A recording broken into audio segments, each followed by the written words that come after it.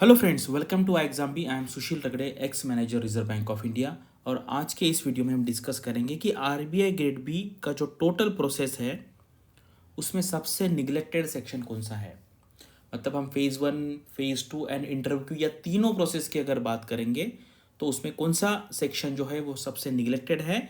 और हम इस वीडियो में एनालिसिस भी करेंगे जो 2022 के स्टूडेंट सेलेक्ट हुए हैं उनके मार्क्स का। अभी अभी आपको पता है कुछ दिन पहले उन्होंने आरबीआई में ज्वाइन किया है। कुछ लोगों ने उनका स्टोरी भी शेयर किया था, आप लोगों ने अलग अलग सोशल मीडिया प्लेटफॉर्म पे देखा भी होगा। तो इस टाइप से वीडियो से आपको मोटिवेशन भी मिलता है और आपको ये जो मिस्टेक है ये नहीं करनी है अगर आपको फाइनल लिस्ट में, फाइनल सिलेक्शन में अगर जाना है तो चलो वीडियो स्टार्ट करते हैं। तो इसमें मैं डायरेक्टली आ जाता हूँ कि ये जो सेक्शन है ये है हमारा डिस्क्रिप्टिव इंग्लिश सेक्शन। ठीक है, ये सबसे निगलेक्टेड है। और आप ज़्यादा नहीं, एक 10-15 मिनट में मैं वीडियो ख़त्म करूँगा, लेकिन आपको पता होना चाहिए। लेकिन अभी भी मतलब ऐसा है कि अभी मैक्सिमम लोगों का जो फोकस है वो प्रीलिम्स पे रहेगा। तो प्रीलिम्स से अभी हम कैसे ध्यान रखें कि हमारा इंग्लिश जो है वो निगलेक्टेड ना रहे। ये टोटल है, इस बार जो टॉपर था ना वो उसके मार्क्स कम थे, ये 76 का टॉपर है। एंड ये सेलेक्टेड स्टूडेंट्स में सबसे जो लोएस्ट था वो था 38 एंड ये है 61.5 के आसपास ये एवरेज है। तो इंग्लिश के लिए देखो क्या है, इंग्लिश के लिए क्या चाहिए आपको। इंग्लिश में दो टाइप का आपको स्किल दिखाना पड़ता है। एक तो है आपका राइटिंग स्किल, उसके लिए आपका ग्रामर अच्छा होना चाहिए, उसके लिए आपकी वोकेबलरी अच्छी होनी चाहिए, एंड देन आपके पास कंटेंट भी होना चाहिए। अगर आप फेज़ वन का अच्छा प्रिपरेशन करेंगे तो हमारे पास यहाँ पर ऑब्जेक्टिव इंग्लिश है। ठीक है, ऑब्जेक्टिव इंग्लिश यानी कि वो क्या चेक कर रहे हैं, आपका ग्रामर चेक कर रहे हैं। आपको पता है एरर के क्वेश्चन आते हैं, वोकेबलरी बेस्ड क्वेश्चन आते हैं। ठीक है, उसके बाद सब्जेक्ट वर्ब एग्रीमेंट ये है, एरर है, ऐसे क्वेश्चन आते हैं। यानी कि जिसका ऑब्जेक्टिव इंग्लिश अच्छा है, जिसका ऑब्जेक्टिव इंग्लिश अच्छा है उसका हाई चांसेस है उसका डिस्क्रिप्टिव भी अच्छा होगा। ये एक इंग्रेडिएंट हो गया। दूसरा इंग्रेडिएंट है आपके पास होना चाहिए कंटेंट। कंटेंट कहाँ से आएगा? जब आप जीए का अच्छा प्रिपरेशन करेंगे तो आपके पास बहुत सारा कंटेंट आ जाएगा, जो कंटेंट आप इंग्लिश के ऐसे में आप वहाँ पे लिख सकते हो। तो यानी कि ऐसा नहीं है कि डिस्क्रिप्टिव इंग्लिश है, इसका प्रिपरेशन का थोड़ा जो पार्ट है वो आपका जो फेज़ वन का प्रिपरेशन है उससे भी थोड़ा सा कोरिलेटेड है। मतलब आप कर सकते हो कि जिसका ऑब्जेक्टिव अच्छा है उसके हाई चांसेस है। ऐसा मतलब ये 100% नहीं होगा 1 to 1, लेकिन हाई चांसेस वहाँ पर हो सकते हैं। तो अब यहाँ पर देखिए, और ये देखिए यहाँ पर ना मैं अभी आपको बताता हूँ, ये जो स्टूडेंट है ये टॉपर है। ठीक है, और इनका अगर आप रैंक देखेंगे तो ये नियर अबाउट बहुत नीचे क्या 160-170 के आसपास आएगा। लेकिन इनका सिलेक्शन क्यों हुआ है? इंग्लिश की वजह से। अगर 10-15-20 मार्क कम होते तो इनका सिलेक्शन नहीं होता। तो ये भी देख लीजिए आप, बहुत सारे स्टूडेंट्स हैं जिनके नीचे रैंक है और उनके मार्क्स है नियर अबाउट 65 to 70 है।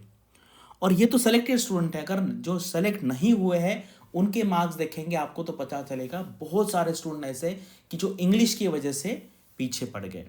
मतलब लिस्ट में उनका छोड़ आधा एक मार्क्स से 2-4 मार्क्स से रह गया है।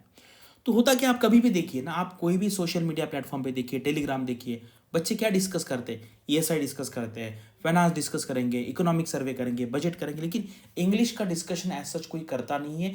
यहाँ पे लोग प्रैक्टिस भी नहीं करते। मैं बहुत सारे स्टूडेंट्स का ना 1-on-1 हमारे यहाँ पे एक्सक्लूसिव में इंटरेक्शन करता हूँ। तो मैं पूछता हूँ, वो कहते कि सर इंग्लिश की वजह से रह गया, मुझे कम मार्क्स आए। मैंने बोला कितने प्रैक्टिस किया?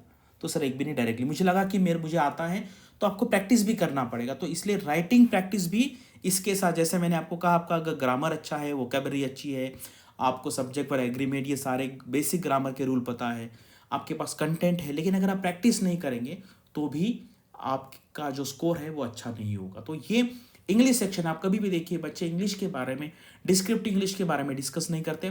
प्रीलिम्स में भी आरबीआई में स्पेसिफिकली कोई लोग कौन के बारे में डिस्कस करेंगे, कोई जीए के बारे में करे, कोई रीजनिंग करे, इंग्लिश का डिस्कशन नहीं करेगा।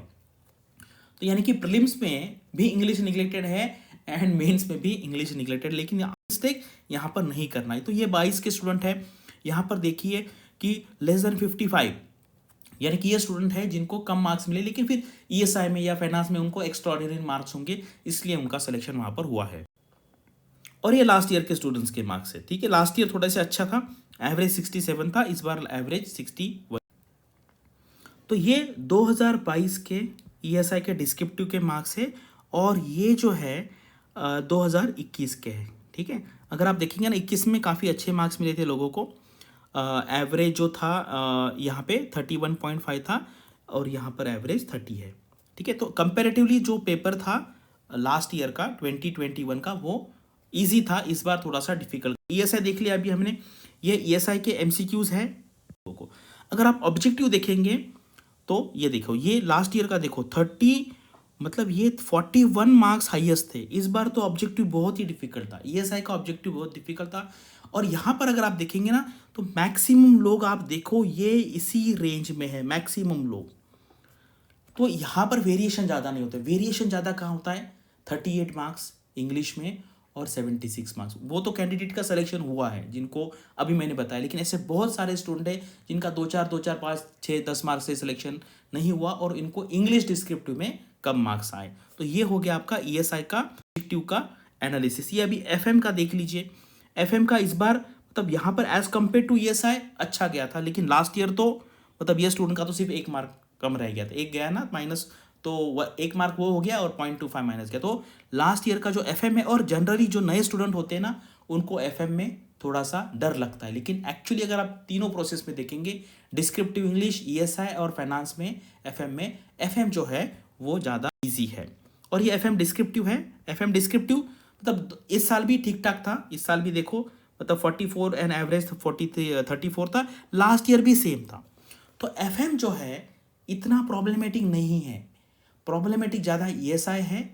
और वहाँ पर आप कितना भी पढ़ाई करेंगे तो आप सिमिलर रेंज में रहेंगे, लेकिन जो ज़्यादा इम्पैक्ट करने वाला है वो इंग्लिश है। इसलिए बार बार मैं आपको वो बताना चाहता हूँ कि इंग्लिश जो पेपर है उसमें आपको काफ़ी मतलब आपका इनपुट देना पड़ेगा। अभी हमने क्या किया है इस साल, अभी जस्ट आज ही पहला फर्स्ट क्लास हुआ जिसमें हमने एक प्रीवियस ट्रेंड जीए का डिस्कस किया एंड एक ओवरऑल प्लान बताया। तो ये 60 डेज का प्लान है जिसमें आपकी फेज़ 1 की बहुत अच्छी तरीके से प्रैक्टिस हो जाएगी। उसके बाद हम आपको 15 मॉक टेस्ट प्रोवाइड करेंगे, यानी कि आपको 3000 क्वेश्चन मिलेंगे। एंड उसके बाद 10 मैं जीए के मॉक टेस्ट प्रोवाइड करूंगा जिसमें आपको 800, यानी कि ये आपके 1200 जीए प्लस ये 800, यानी कि 2000 जीए के क्वेश्चन। और ये सारा अगर आप करेंगे तो आपका जो सिलेक्शन का चांसेस है वो काफ़ी यहाँ पर बढ़ने वाला है। तो आज ही मैंने सुबह किया, बहुत सारे स्टूडेंट ने पिछले 2-3 दिन में 200 के आसपास स्टूडेंट्स ने यहाँ पर रजिस्टर किया हुआ है। और जैसे ही हमारा फेज़ 1 हो जाएगा 1 अप्रैल को, एक दिन गैप देने के बाद 3 अप्रैल से हम डेली आंसर राइटिंग प्रैक्टिस करेंगे। और यहाँ पर सारे आप लोग, आप जीरो बेबी लेवल पे हो तो मैं आपको सिखाऊंगा किस तरीके से ये प्लान एग्जीक्यूट करना है, आंसर राइटिंग किस तरीके से करना है। आपको बेस्ट फैकल्टी मिलेगी जिन्होंने आरबीआई का एग्जाम खुद क्रैक किया है, आप यहाँ पे इनका नाम देख सकते हैं। और आपको ये एक डाउनलोडेबल फाइल मिलेगी जिसमें ये प्लान भी मिलेगा, आपको आरबीआई ग्रेड बी का ईएसआई एफएम का ऑफिशियल सिलेबस मिलेगा। और यहाँ पर आप प्रीवियस ईयर के जो क्वेश्चन पेपर है वो आपको यहाँ पर प्रीवियस ईयर का क्वेश्चन पेपर मिलेगा। और इसके डिटेल के लिए मैंने एक वीडियो यहाँ पर बनाया था, ये आप यहाँ पे सकते। अभी हम काफ़ी अच्छा डिस्काउंट दे रहे 70 कोर्स के बारे में। अगर आपको एक्स्ट्रा इन्फॉर्मेशन चाहिए तो आप यहाँ पे कॉल करके पूछ सकते हैं। तो फिर से एक बार मैं शॉर्ट में बता देता हूँ कि डिस्क्रिप्टिव इंग्लिश है, उसका लिंकेज थोड़ा आपके जीए के प्रिपरेशन में, इंग्लिश ऑब्जेक्टिव के प्रिपरेशन से रिलेटेड है। वो अगर आप अच्छा करेंगे तो और आपको फिर फेज़ 1 होने के बाद फेज़ 2 के लिए अच्छा आंसर राइटिंग प्रैक्टिस भी करना पड़ेगा, और वो हम आपसे करवा के लेंगे। डेली का डेली आंसर राइटिंग प्रैक्टिस होगा। So thanks for watching this video and all the best for your studies and upcoming examinations.